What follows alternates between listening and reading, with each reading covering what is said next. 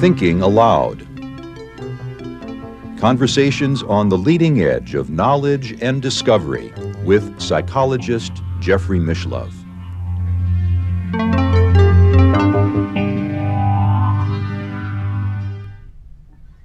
Hello and welcome. I'm Jeffery Mishlove.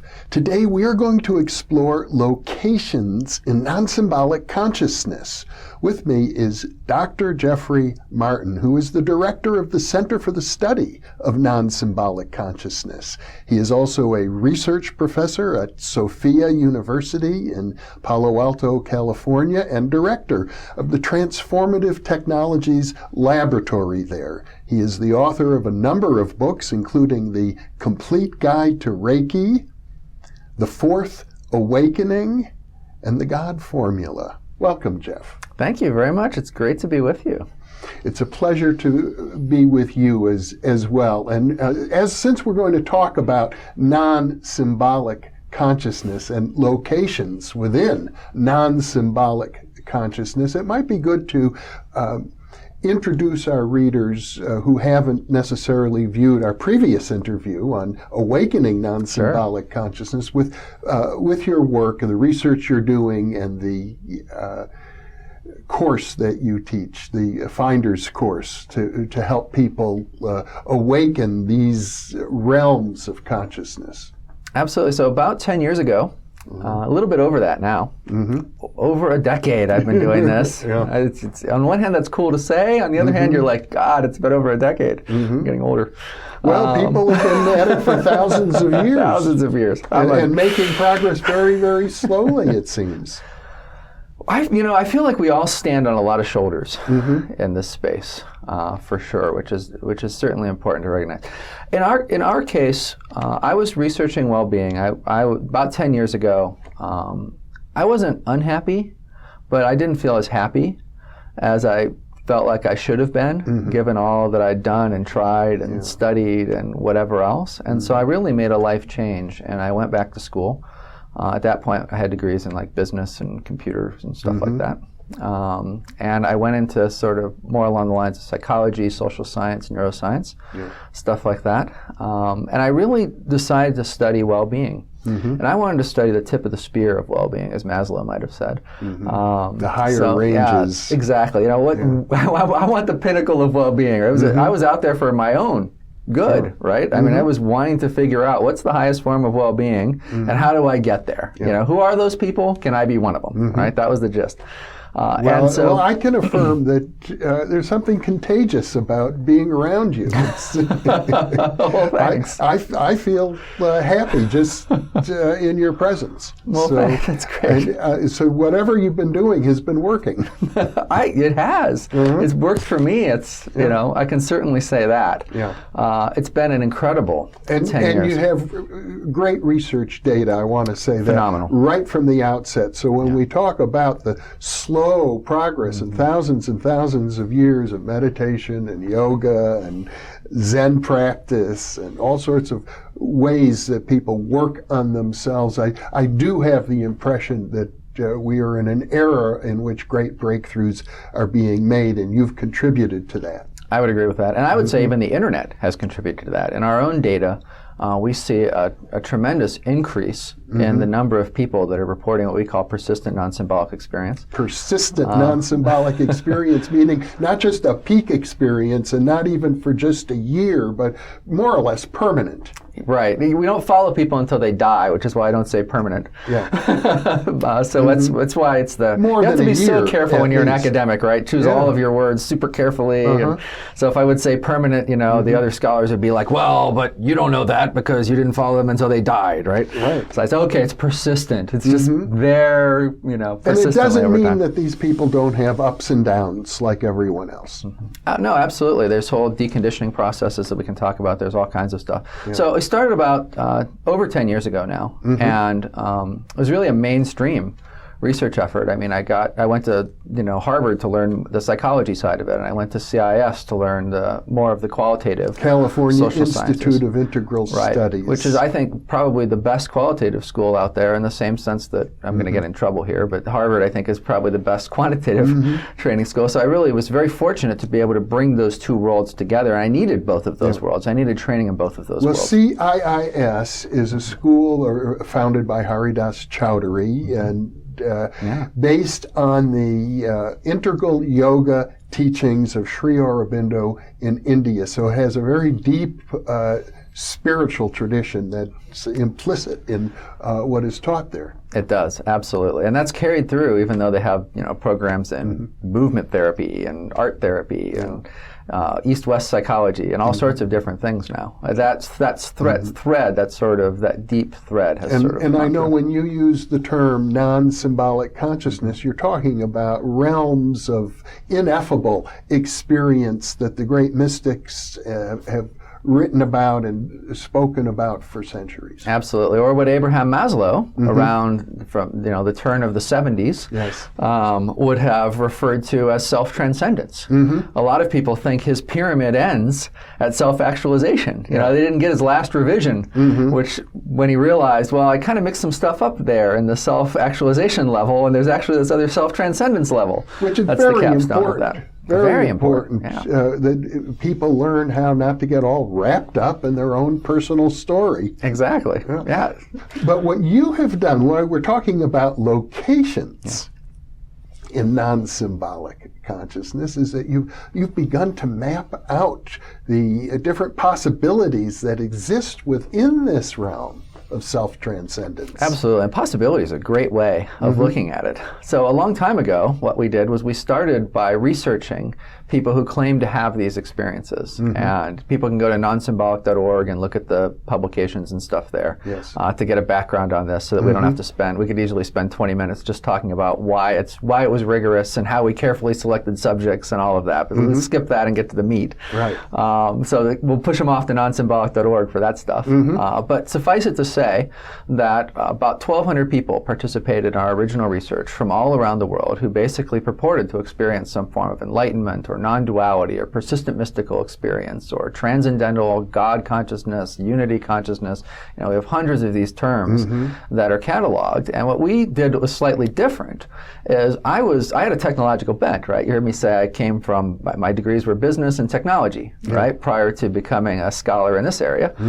And so I was thinking, we're going to knock this thing out with technology. So what do we need? We need accurate physiological measurements so we can replicate the physiological measurement. Okay, that's going to mean that we're going to need fMRI. Okay, how do we get the right fMRI stuff? And so when you're starting to do fMRI stuff, I think people on TV see, they watch 60 Minutes or something, and there's this image of an fMRI machine, and they're just kind of scanning through the whole brain, and it just looks like this very simple process.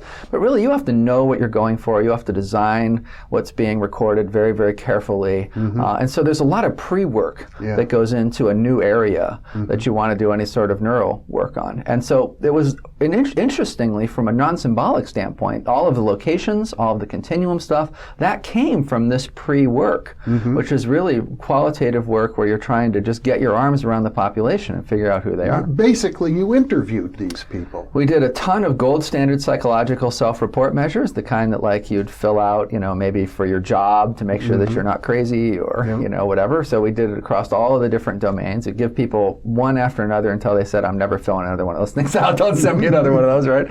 And we'd go out and interview them. And literally, I'd sit, in their living room until they said the same thing, get out. You've been here for 10 hours now. It's time for me to go to bed, Or we'd closed every restaurant, and now the police were circling the parking lot. We were still standing in the parking lot. I'm still interviewing them, right? I would just try to extract as much information as I could, both with these gold standard measures as well as in person from an interview standpoint. The thing that made our interview questions different was that they were along the lines of cognitive science. A lot of people had researched these folks.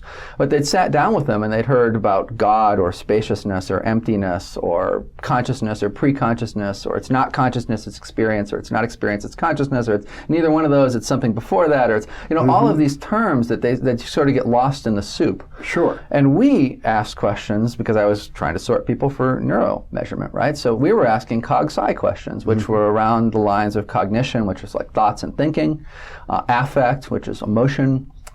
It's a little bit broader than emotion, but you can think of it as emotion, perception, memory, and a little bit later sense of self, when it was clear that there was a big sense of self component to it. And these people had not been asked these types of questions before. I mean, nobody sits down with their spiritual teacher and asks questions about their memory, right? And so oftentimes I would ask, the person a question, and they would just sort of sit there. And they would look, very still and very sort of Zen-like. And I was like, wow, it's sort of true. They're just sort of like getting a download of an answer for me. But in reality, what they were doing is sort of searching their experience. Because although in some cases they might have had tens of thousands of students who had asked them questions over the years, and so they had quick answers for a lot of you could ask them just about anything if you were one of their students, and they'd have a pretty quick answer for you. Yeah. I was asking them stuff that they'd never been asked before. And so there was like these long pauses. If you listen to the recordings, there's like me asking a question and this long pause and then an answer. And then another question, and then a long pause, and then an answer. So which is why I needed those 10 hours. Think through the whole issue and come up with an original thought for you then and there. And it turns out that was very valuable to them as I got better at it. If you caught me in the first year or so, I probably wasn't that good. I was still feeling around, trying to put pieces together and stuff. But after that, people really appreciated it, because one of the things that happens with non-symbolic consciousness is that all the chatter that's normally going in your head, you have all of this, oftentimes it's very negative chatter. One of the people at the lab, Nicole Bradford, likes to say, would you want to be locked in an elevator with somebody who was like your mental chatter? If you could take your mental chatter, is that really where you'd want to be stuck in an elevator with? Everybody's like, God, no, right? But if you're stuck in your head, right? And so when that mental chatter quiets down, a lot of your self-reflexivity, a lot of your own self-reflectiveness quiets down with it. And so if you're talking about people who are very far along that process, it's very valuable for them to sit down with people that can basically get their mind to reflect on these things in new ways and different ways and illuminate different aspects of their consciousness that they weren't aware of before. So people eventually loved sitting down with me, and they'd refer me to everybody. And it's through this research process that you developed the idea that there are, if I recall correctly, 4 primary locations. And you use the term location so as not to imply a hierarchy. Exactly, yeah. There's so much out there of, well, I'm at level 4 and you're at level 3, so I'm much more spiritually evolved than you are, and all of that. And I just wanted to duck all of that, because it seemed like, geez, if you could make it to location 1, like you should just like drop to the ground and just kiss the earth and thank God if you believe in God or the universe or whatever it is that you believe in, that lightning has struck, you're the luckiest person in the world, right? If you never make it to location 2, never make it to location 3. And so I just wanted to get around this whole idea of implied value chain more than anything else. It is obvious when you look at the data that the changes in cognition that occur at location 1 deepen in location 2. Right? So there are these obvious sort of chains, but there was just something about the values judgment associated with levels that I was looking to get around. Okay, fair enough. But what you're saying is, without being judgmental about it, there seems to be a sequence. There does seem to be a sequence. But here's the deal, you don't have to go through them in order. So you don't have to land in 1, work your way through 2, 3, and 4. Lots of people just land into 2, or just land into 3, or just land into 4. And there are more than 4, but we've not met anyone who's landed beyond 4. Now, when you say landed, I think you're referring to an awakening, an epiphany. Transitioned into, a transition of some sort from normal consciousness to a state that becomes, as you say, permanent. Yeah, persistent, at least. Being super careful, scholarly. Persistent. And so, generally speaking, if it sticks around for about 7 months for someone, it's likely to stick around for the long haul, it seems. And so we just rounded that up to a year. Yeah. But we also, in the first set of subjects, in that early set of subjects, we just thought, well, we don't want people who have experienced this for just a little bit of time, so we arbitrarily set aligned at a year. And it wasn't until later that we discovered the 7-month thing. Well, let's talk about stage location one. Yeah. Sure. So the one thing that they all have in common is that they all have some sort of deep psychological shift that accompanies them. It often feels like a shift in the sense of self. Location 1 is the most subtle of all of them. And the thing that changes in location 1 that lets you know that you're really in it is that, all of us, it seems like we haven't really evolved to be happy. Our psychology, I think, is not that different from if we go out to dinner and there's a bird, at your table, you're sitting outside, there's a little bird there, and you toss him a crumb. The bird pecks at the crumb, and then it's instantly looking around for what's going to kill it. Right? And then it's pecking for another crumb, and then it's instantly looking around for what's going to get. We're not that far from the birds, right? And so we have these deep psychological mechanisms that seem to, be taking a little bit of nourishment or pleasure or whatever it is, and then looking around for what's going to. It's built into our biology. It seems to be built into our biology at a very deep level. And so the interesting thing about people in location 1 is that there's a shift in that, and that it's not like that for them anymore. There's and what it's like for them from the point of their shift on is that there's a sense that everything is okay. There's just a fundamental sense that things are okay. Now, could be you're losing your job, could be your spouse is divorcing you. We had someone in the course who lost a child during the program. All sorts of stuff can happen, but no matter what suffering is occurring, and you can feel, this person is not feeling happy that they lost a kid, right? There's a tremendous amount of sadness, and yet still, if you stop and you look down past whatever emotion is arising, there's something deep down there that instead of being the bird looking around for what's going to kill me, is a sense that everything is okay. It's a very functional sense. It's not, if you're pointing a gun at me right now, I'm not like, oh, everything's great, hey, Jeff, nice gun, like, marksman, huh? Oh, great, right? I mean, you're able to act, you're able to take action, you're able to act appropriately in situations and all of that. So other things that change in cognition, affect, all of that.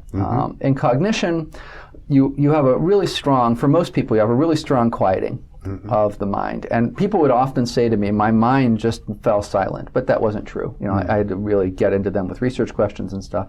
But so much of your self-referential thought can silence, and that's so much of what our mental life is. The monkey mind. Yeah, that it feels like, my thoughts went away. Right? You're, from an emotional standpoint, negative emotions fall off much more rapidly. We think it's because it's not being extended by story, by those narratives. So it's not as if they don't exist. It's just they don't. Negativity doesn't linger. Right. And in location 1, you still have psychological triggers that are programmed into you. Right. I mean, you go home and your wife or husband or whoever it is, they know how to push all your buttons, and conditioning comes up. Right. The good news is that the conditioning, that the emotional response falls off much more rapidly. And just like in standard psychological behaviorism with Pavlov's dog, where you condition the bell with the food and the dog salivates, and then you don't have to give them the food, just give them the bell, and the dog still salivates, right? And then after a while, you just keep doing the bell without the food, and they stop salivating. There's a deconditioning process that happens there. That deconditioning process seems to occur at very regular cycles in this as well. So in the first couple of years, you go through a lot of deconditioning. And then there's a longer, about 7-year deconditioning cycle as well. And pretty much by the end of your 7th year, you've worked out even, the deepest stuff. There might be a little tinge that still comes up with it. So people often think in location 1, well, geez, I still, my wife can still push my buttons. I still have this, work. I'm going through all this stress, and I'll still feel whatever. I can't possibly be, in PNSE. And you say, okay, but in the midst of that, if you look down to the core, of your psychological experience, what's there? And if it's the sense that everything is fundamentally okay still, despite the fact, no matter what shit is hitting the fan, so to speak, then welcome to location 1. You're just in the deconditioning process, essentially, of location 1. And you should want that stuff to come up, because the sooner it comes up, the sooner it deconditions. Now, when you go into location 2, the mind quiets more. The emotions, the negative emotions, continue to fall off quite rapidly, and there begins to be a shift into a positivity of emotion. And also, there's location 2 is sort of a non-dual location. You've probably heard the term non-duality. Oh, yeah. We probably don't have too much time to talk about. Advaita Vedanta. Right, exactly. And the way I would, an easy way to sort of quiz people that have never heard of non-duality as to whether or not they're perceiving non-duality, a question I picked up on way before I knew what the heck I was talking about in the research, was that some people would just sort of report visually and auditorily and stuff that the world just sort of showed up. And that was not my experience when I was in the early part of this research. Now it's my experience, but it wasn't my experience in the early part of the research, right? No. And so I felt like there was a locus inside my head. It was very clearly looking out my eyes. I was looking out at this room, right? But people would describe that, it's all just showing up. I'm not looking. What are you talking about? I'm looking out, or there's something hearing. I'm not hearing. In other words, the boundary between the self and other begins to dissolve. Yeah, very much so. And so in location 2, you have that transition, and so that's a big one. You can tell. I tell people you can tell if you're in location 2. Is there a sense that like you're looking out your eyes? Is there a sense that there's some locus inside your head that's listening out your ears, or does it seem like this stuff is just showing up? And of course, you're not referring to like regression to an infantile state of oneness. You're referring to a kind of very competent person who also experiences a oneness. Absolutely. So post-personal, as Ken Wilber might refer to it. You're not referring, you don't become the baby again, but you do have a lot more wonder. You are a lot more in the present moment because you don't have your memories aren't coming, that chatterbox inside your head isn't dragging up all kinds of memories. You're not reliving memories. And because of that, you're not projecting into the future, all of the time. You're sort of living now instead of in these imagined futures and sort of, whatever traumatic pasts or positive pasts or, whatever would come to mind otherwise. And so that's really cool. Location 3 is a big difference from there.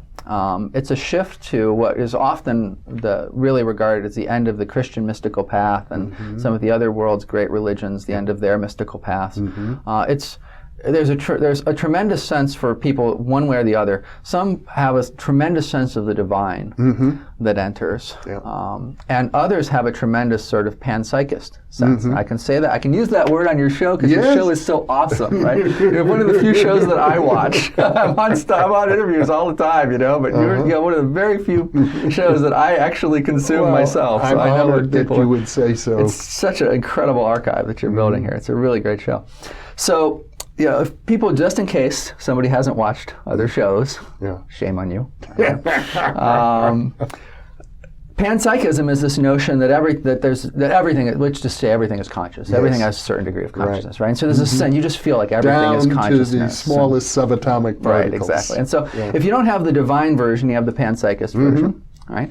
It's dualist again. You don't stay non-dual, which is very interesting. Because so if you think about Christianity and you think about how they talk about a merger or a union with the divine, right? That really implies that there's something to merge with something else.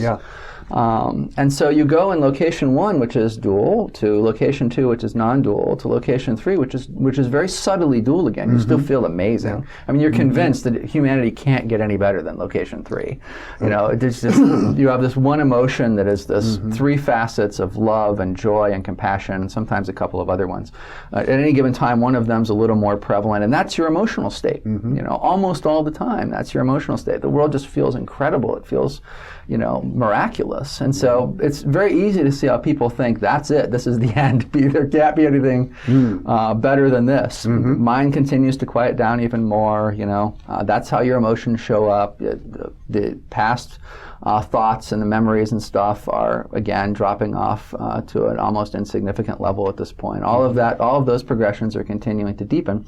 And then you hit location 4, which feels like you've fallen off a cliff. And since I'm using a couple of Christian examples today, you can look at Bernadette Roberts' material as an example of location 4. I mean, here she was like deeply in location 3, like she'd rung the bell. All of her great, St. Thomas and all of these people that she revered, she just followed that path perfectly. And then one day, divine is gone. There's no sense of divinity, which is what happens when you transition. The dark night of the soul. Not even so much a dark night of the soul, but just you can actually have dark nights in the transitions into these or between them. We can talk about that a little bit if you'd like. There's some traditions that have them, some that don't. It seems methodological based to us. But there's a transition that happens between 3 and 4, and essentially your emotions drop out. Okay. And so you go from having this incredibly rich, ever-present emotional experience of love and the divine, and it's just gone. Right? And then the sense of the divine or panpsychist sense gone. It's a huge change for you. But what comes with it is a sense of freedom that is beyond anything you could have ever possibly imagined. Even at the earlier look, I mean, if you hit location 1, you're thinking, life is great, right? If you hit location 2, oh my God, this is freaking amazing. Like location 3, this is it. I've hit it. Like there can't be, God can't have anything better, or the universe can't have anything better in store for me than this for the rest of my life, right? And then you hit location 4, and it's an order of magnitude even beyond that. But the sense that provides it is really a sense of freedom that accompanies it. And so there's hitches to that. For instance, in location 4, you tend to isolate more because in location 3 you tend to be more social, more helping people, stuff like that, very heart-centered. In location 4 you tend to be more isolating, and it's because so much of your symbolic processing, your normal mental processing has fallen away, that it's not that pleasant to just have crappy conversations about the weather or politics or whatever people want to talk about. Like you have this feeling inside you, like there's this only so much energy that I'm just going to use neurological terms, there's only so much energy that your brain has to consume at any given time, right? Why on earth would you want to spend it using symbolic processing when you could just devote it to this other thing, to this other way that things are showing up? And so that tends to lead people to isolate more.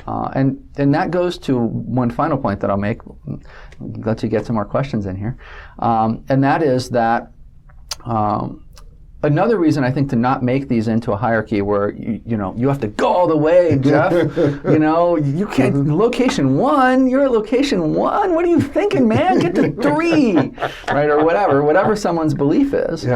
The reality is, I've experienced 1, 2, 3, 4, right? And there are others. I choose, and there are others. It goes beyond that. I choose to stay right around the end of location 2. Because that's where I'm most effective in the life that I have. I mean, I lead the transformative technology movement in many ways, right? I mean, the lab, the research, all the stuff, all the responsibilities that I have. If I'm in location 3, you can't really run stuff very well like that because you have a tendency to just want to give.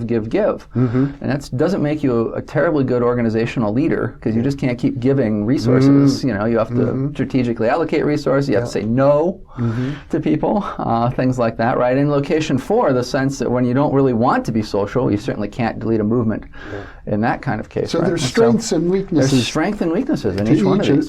Just as one would see with normal everyday consciousness. Exactly. Exactly. Well, I know we could go on and on. There's a lot more to say, and I hope that we can be back in the studio over and over again, because I'd be very happy to do many more interviews with you. But our time is out now, Jeff.